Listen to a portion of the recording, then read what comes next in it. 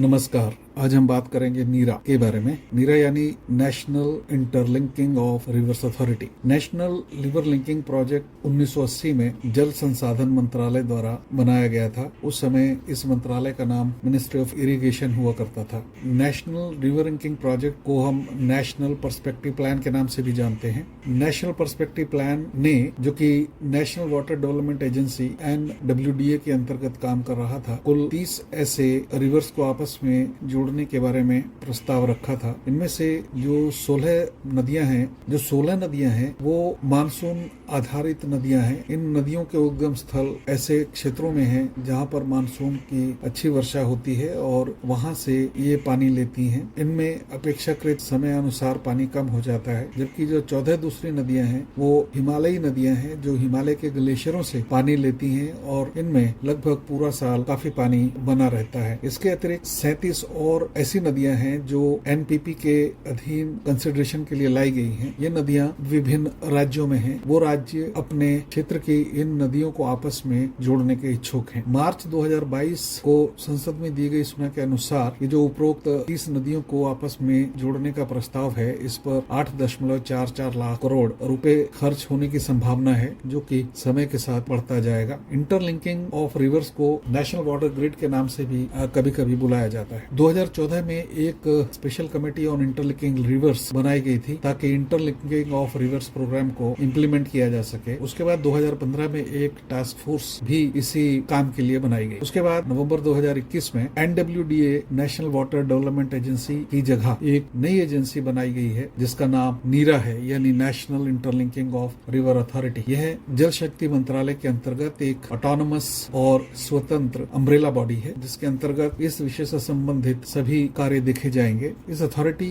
का मुखिया भारत सरकार के सचिव स्तर का एक अधिकारी होगा जो विदेश मंत्रालय और जल शक्ति मंत्रालय के निर्देशों के अनुसार कार्य करेगा। नीरा को जो कार्य सौंपे गए हैं उसमें प्लानिंग, इन्वेस्टिगेशन, वित्त से संबंधित सभी मामले और अलग अलग प्रोजेक्ट्स को इम्प्लीमेंट करने के लिए जो भी रूपरेखा जो ये बनाना चाहे वो ये बना सकती है। इस अथॉरिटी को जो पावर दिए गए हैं उसमें इसके पास अधिकार है कि ये संबंधित देशों, राज्यों या विभिन्न विभागों से अपने कार्य के बारे में बातचीत कर सकती है और निर्णय ले सकती है। इसके अतिरिक्त इसके पास जो अन्य अधिकार हैं वो हैं पर्यावरण से संबंधित, जंगली जीवों से संबंधित, जंगलों को क्लियर करने के लिए दी जाने वाली परमिशंस या उससे संबंधित अन्य कानूनी मामले। ये अथॉरिटी फंड रेज कर सकती है और इसको जो फंड दिए गए हैं या जो फंड इसने रिसीव किए हैं उन सब को रखने का अधिकार इसके पास होगा। उन फंड्स को कैसे डिप्लॉय करना है, डिपॉजिट्स में या काम में या दूसरे कार्यों में, उसके लिए इसके पास अधिकार हैं। यह अथॉरिटी स्पेशल पर्पस व्हीकल्स बनाएगी प्रत्येक प्रोजेक्ट के लिए। भारत में पहला प्रोजेक्ट केन बेटवा लिंक प्रोजेक्ट है जिसको 22 मार्च 2021 को हस्ताक्षरित किया गया है। यह प्रोजेक्ट साइन करने वाले 3 लोग हैं, उत्तर प्रदेश सरकार, मध्य प्रदेश सरकार और केंद्र सरकार। अब हम बात करते हैं इस नीरा की बैकग्राउंड की। इसके लिए हमें 19वीं सदी में पीछे जाना होगा। उस समय के एक ब्रिटिश इंजीनियर थे भारत में, आर्थर कॉटन। उन्होंने भारत के विभिन्न नदियों को जोड़ने का प्रस्ताव रखा था और उसके जो कारण थे वो ये थे ताकि उनका जो आयात निर्यात है वो सुचारू और सुगम हो सके और जो दक्षिण पश्चिम की ओर सूखे की स्थितियां और पानी की कमी थी उसका हल निकल सके। जैसे कि आप जानते हैं कि नॉर्थ ईस्ट और नॉर्थ में काफी अधिक वर्षा होती है और इस वर्षा के कारण इन क्षेत्रों में नदियों में बहुत बाढ़ आती है। इसके अलावा जो हिमालय से निकलने वाली नदियां हैं उन नदियों में भी मानसून के कारण पानी बढ़ जाता है, जबकि पश्चिम और दक्षिण पश्चिम में अपेक्षाकृत मानसून की वर्षा कम या बहुत कम होती है और वो इलाके सूखे रह जाते हैं। जहाँ तक दक्षिण की बात है, अगर हम केरल को छोड़ दें तो बाकी क्षेत्रों में बारिश कम होती है और मुख्यतः वहाँ का मानसून वेस्टर्न घाट और मालाबार हिल्स तक ही सीमित रहता है, जिसकी वजह से गोवा, कर्नाटक और केरल के पश्चिमी भागों में पर्याप्त वर्षा होती है, जबकि बाकी मानसून या तो इनके ऊपर से या दक्षिण की ओर से होते हुए बंगाल की खाड़ी की तरफ बढ़ जाता है, जिसकी वजह से बाकी का जो इलाका है वो सूखा रह जाता है। इस इस प्रोजेक्ट के बारे में दोनों तरह के लोगों के विचार हैं, कुछ इसके फेवर में हैं तो कुछ इसके विरोध में हैं। जो लोग इसके फेवर में हैं उनका कहना है कि नदियों को आपस में जोड़ने से डैम बनाए जा सकते हैं जहां से हाइडल पावर का उत्पादन किया जा सकता है, जो कि कोल या गैस बेस्ड पावर से सस्ती है। इसके अलावा इन सभी क्षेत्रों में जब नदियां जुड़ जाएंगी तो वहां पर खेतों में देने के लिए लोगों को पानी सुलभ होगा। सोशियोलॉजिकली उन लोगों का कहना है कि जब अच्छी खेती होगी तो वहां के किसान का सामाजिक जीवन बेहतर होगा, महिलाओं को दूर दूर तक पानी लाने नहीं जाना पड़ेगा, बच्चियों को पानी से संबंधित दूसरे कामों में नहीं लगाया जाएगा, जिससे उनके स्कूल जाने का प्रतिशत बढ़ जाएगा। इस तरह से जोड़े जाने वाली नदियों को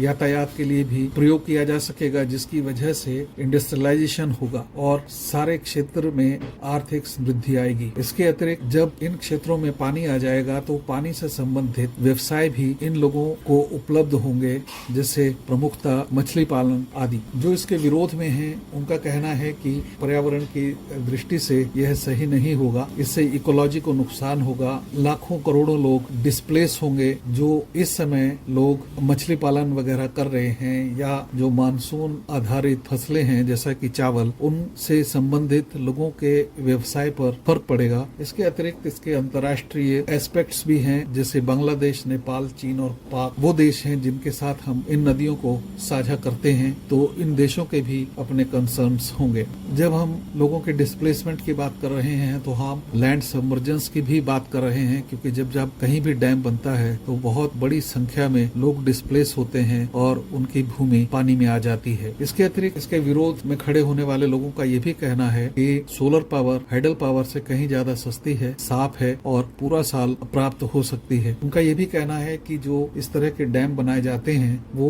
इकोलॉजिकली तो नुकसानदायक होते ही हैं, उन डैम्स की अपनी भी एक निश्चित लाइफ होती है, उसके बाद वो कमजोर होने लगते हैं, उनमें दरारें आ सकती हैं और सिल्टिंग उनकी सबसे बड़ी समस्या है, जिसे हम हिंदी में गाद भरना कहते हैं, यानी एक समय के बाद डैम की कैपेसिटी कम होने लग जाती है। और इन लोगों का कहना है कि इस तरह के भगीरथी प्रयासों के बजाय ये बेहतर है कि आप रिजर्वॉयर्स बनाएं, पूरे देश में बनाएं, जिनमें बरसात का पानी या जो भी एक्सेस वाटर है उसको स्टोर किया जा सके और बाद में उसका प्रयोग किया जा सके। इंटरलिंकिंग ऑफ रिवर्स की जहां तक बात है, इसका मुख्य उद्देश्य है पानी की कमी को दूर करना और जो हर साल बाढ़ आती है उसको मैनेज करना। इस तरह के एक्सेस पानी को डाइवर्ट करना या उस पानी को डाइवर्ट करना जहां पर पानी की बहुत ज्यादा जरूरत है। हम ये भी देख रहे हैं कि भारत में जो औसत जल स्तर है बहुत नीचे जाता जा रहा है। यदि हम इन नदियों को आपस में जोड़ेंगे तो जो ग्राउंड में वाटर टेबल है वो भी ऊपर आनी शुरू हो जाएगी और खेती को तो इसके साथ फायदा होगा ही होगा।